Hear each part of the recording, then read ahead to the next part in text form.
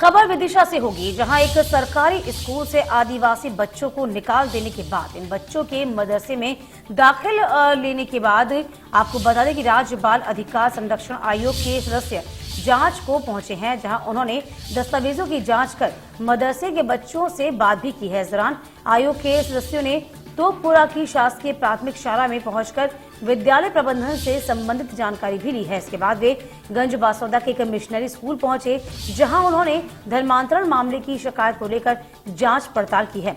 विद्यालय में धर्मांतरण मामले को लेकर आयोग के जो सदस्य हैं डॉक्टर निवेदिता शर्मा और ओंकार सिंह ने बताया कि बच्चों का धर्मांतरण किया गया है।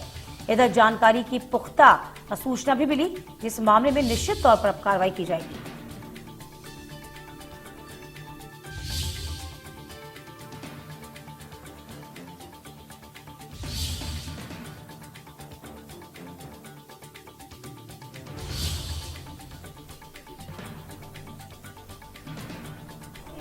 उसमें कम से कम 70 बच्चे ऐसे थे कि जिनका धर्मांतरण हुआ था। 70 बच्चों का। इसी में आपने देखा लोधी नाम बच्ची, उसको रोजा मिस्ट कर दिया आपने, रिया गोड़ को आपने रियन्ना गोड़ कर दिया।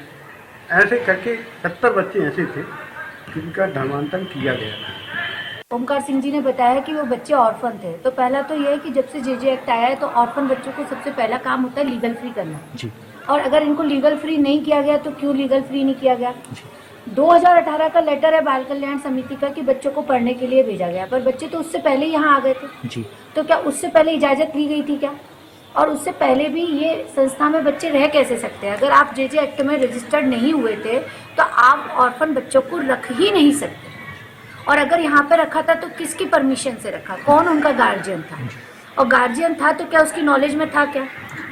तो ये तो पूरी जांच का ही विषय है। और फिर ये वापस से बच्चियाँ अगर वापस जाती है तो उनके जो नाम बदल दिए गए हैं, जिससे कि हम लोगों को उनका पूरा डॉक्यूमेंटेशन ढूंढने में बहुत दिक्कत हो रही है। ये तो अभी हमको यहाँ पे आके पता पड़ा कि अभी यहाँ पे रिया गौड़ के नाम से ही एडमिट हुई और बाद में उसका नाम क्या कर दिया गया वो तो बाद में जाने। तो ये थोड़ी जानकारी इकट्ठी तो करनी पड़ेगी। बाद पहले की जांच में क्या हुआ अभी हमको भी पूछा है महिला बाल विकास विभाग से, तो एनसीपीसीआर ने भी इस पे जांच की थी, तो उसका नतीजा क्या निकला या पेंडिंग है ये बता के फिर आगे देखते हैं क्या करना है। हम मनोज हमारे संवाददाता इस पूरी खबर पर नजर बनाए हुए हैं। मनोज, बहुत ही संवेदनशील मामला है, फिलहाल इस मामले पर जरा आप अपडेट दे दीजिए। पिछले एक हफ्ते पहले विदिशा के एक तोपुरा का विद्यालय है, प्राथमिक शाला है, शासकीय प्राथमिक शाला, वहां पर 7 आदिवासी बच्चों के नाम काटे जाने का मामला सामने आया था। राष्ट्रीय बाल संरक्षण आयोग इस मामले में संज्ञान लिया था। उसके बाद कल राज्य बाल आयोग के सदस्य ओमकार सिंह और डॉक्टर निवेदिता विदिशा पहुंचे थे और उन्होंने पूरी जांच पड़ताल की थी। उसके बाद दोनों सदस्य गंज बासौदा पहुंचे। गंज बासौदा का एक प्रसिद्ध मिशनरी स्कूल है, वहां पर उनको शिकायत की गई थी कि वहां पर धर्मांतरण किया गया कुछ बच्चों का। दोनों आयोग के सदस्य जिला शिक्षा अधिकारी साथ में थे उनके, और तमाम अधिकारियों के साथ उस विद्यालय में पहुंचे जहां पर उनके द्वारा जांच पड़ताल की गई। इस दौरान हमसे बात की उन्होंने, ओमकार सिंह ने और निवेदिता ने, उन्होंने आरोप लगाया है कि 70 बच्चों का धर्मांतरण किया गया है, जिनमें से 4 बच्चे गंज बासौदा के स्कूल के बताए जा रहे हैं। हालांकि विद्यालय प्रबंधन इससे इंकार कर रहा है। इस संबंध में राज्य बाल आयोग ने कार्रवाई की बात की है। हमारे साथ मैं उसी विद्यालय में मौजूद हूँ जिस पर आरोप लगे हैं, उस विद्यालय के प्रबंधन यहाँ पर हमारे साथ मौजूद है। हम उन्हीं से उस मामले को लेकर बात करें। मैम, क्या है पूरा मामला? आप आरोप लगाया धर्मांतरण का मामला हमको कुछ पता नहीं है। हमको बिना इंफॉर्मेशन के पहले हमको इंफॉर्मेशन मिला नहीं था ये इंस्पेक्शन के बारे में। कल क्या हुआ था 3:30 के आसपास फोन मैसेज आया था, अभी तो चाइल्ड वेलफेयर से कोई तो आएंगे इंस्पेक्शन के लिए। 10 मिनट के अंदर तो उन लोग पहुंच गया था। उस समय हमारा छुट्टी हो गई थी 2 बजे। हमारा स्टाफ भी नहीं था, बच्चे भी नहीं था। फिर भी हम लोग ने उन लोगों ने क्या डॉक्यूमेंट्स पूछा था, पूरा हमने दस्तावेज दे दिया। सब पूरा सहयोग हमारे तरफ से हमने किया। जो आरोप लगे हैं उनमें कहाँ तक सच्चाई है? आरोप हमको कुछ आइडिया नहीं है क्या आरोपी से कुछ आया है, हमसे बताया। आयोग के सदस्यों ने गंभीर आरोप लगाया। ये विद्यालय पिछले 51 साल से नगर में संचालित है और विद्यालय नगर के सबसे प्रतिष्ठित विद्यालयों में से एक है। पिछले 51 साल में इस विद्यालय में धर्मांतरण नाम से कोई चीज हुई नहीं है, ना तो ये कोई मदरसा है। ये एक विद्यालय है जहां पर अन्य समाज के और नगर के प्रतिष्ठित लोगों के और हर तरह के परिवार के बच्चे यहाँ पर पढ़ते हैं। और जो भी ये धर्मांतरण का आरोप विद्यालय पर लगा है, ये सरासर गलत और निराधार है।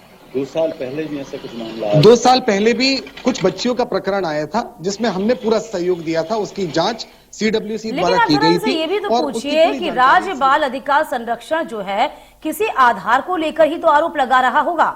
इस बारे में खंडन क्यों नहीं करते? 2 साल पहले का भी मामला सामने आया था, एक बार फिर से वही मामला सामने आया। आखिरकार इसी स्कूल पर क्यों इस तरह के आरोप लगते रहे हैं? पहले भी आरोप लगा और राज्य बाल संरक्षण आयोग के सदस्य आरोप लगा रहे हैं, तो इस मामले में कुछ ना कुछ तो है। आप लोग खंडन क्यों नहीं करते कि ये क्यों, क्या वजह है, क्यों? हमारे यहाँ जो भी ये मामला है, ये विद्यालय से संबंधित मेरे को नहीं लगता कि है। विद्यालय के प्रबंधक हमारे बीच में मौजूद हैं। जब पिछली बार भी हमसे जो डॉक्यूमेंट्स मांगे गए, वो डॉक्यूमेंट्स विद्यालय ने प्रदान किए, पूरा सहयोग प्रदान किया गया और उसकी पूरी फाइल, जो भी बच्चों के नाम कल जो टीम आई थी, उस टीम ने पूछे, उन बच्चों की पृथक फाइल CWC विदिशा के पास है। जानकारियां वहां से समस्त रूप से प्राप्त की जा सकती है। दीपिका विद्यालय प्रबंधन हालांकि आरोपों से इंकार कर रहा है और 2 साल पहले भी ये आरोप लगे थे। 2 साल में क्या जांच हुई, क्या हुआ, किसी को कोई अता पता नहीं है। आयोग के जो सदस्य थे उन्होंने भी कहा था कि जो पिछले 2 साल में क्या हुआ हमको पता नहीं है, लेकिन इस बार हम जांच करेंगे और कार्रवाई करेंगे। जी दीपिका। लेकिन अब आगे क्या इस स्थिति को निर्मित किया जाएगा? चूंकि बाल अधिकार संरक्षण आयोग तो कह रहा है, उसे जांच की खुलासा हुआ है कि ऐसा पूरा हुआ है। यहाँ पर तमाम जो स्कूल प्रबंधन है वो सिरे से नकार रहा है। अब आगे क्या स्थिति आपको नजर आती है मनोज? जी बिल्कुल, चूंकि राज्य बाल आयोग संरक्षण के जो सदस्य पहुंचे थे, उनके द्वारा पूरी जांच पड़ताल की गई और इसमें राष्ट्रीय बाल संरक्षण आयोग भी पूरी तरह संज्ञान लिए हुए है। वहां पिछले जो 2 वर्ष पहले मामला उठा था, राष्ट्रीय बाल संरक्षण आयोग ने भी संज्ञान लिया था। उनके द्वारा जो ओंकार सिंह है और डॉक्टर निवेदिता शर्मा है, उनके द्वारा कहा गया है कि हम कार्रवाई करेंगे। और एक बड़ा गंभीर आरोप ओंकार सिंह ने लगाया कि 70 बच्चों के मानव तस्करी का उन्होंने आरोप लगाया है। ये पूरे सागर से लेकर तमाम जगहों की उन्होंने बात कही है और इस गंभीर मामले को उनके द्वारा उठाने की बात कही गई। हालांकि ये गंज वासुदा। अच्छा जरा मनोज, बहुत संक्षेप में बताइए कि जिन बच्चों की बात कही जा रही है उनके माता पिता का क्या कहना है इस बारे में? उनके अभिभावक अभी सामने नहीं आए हैं। जिन बच्चों पर आरोप लगा है, जिन बच्चों के नाम का धर्मांतरण का आरोप इस विद्यालय पर लगा, उनके अभिभावक अभी सामने नहीं आए हैं। कौन है वो बच्चों के अभिभावक, इसको लेकर हम निश्चित तौर पर जांच पड़ताल करेंगे। महिला बाल विकास के अधिकारी हैं और शिक्षा विभाग के अधिकारी, उनको भी उन्होंने बाल आयोग के सदस्यों ने कहा कि आप इस मामले में जांच पड़ताल करें। चलिए मनोज, इस पूरी खबर पर आप नजर बनाए रखिएगा, क्योंकि बहुत गंभीर मसला है।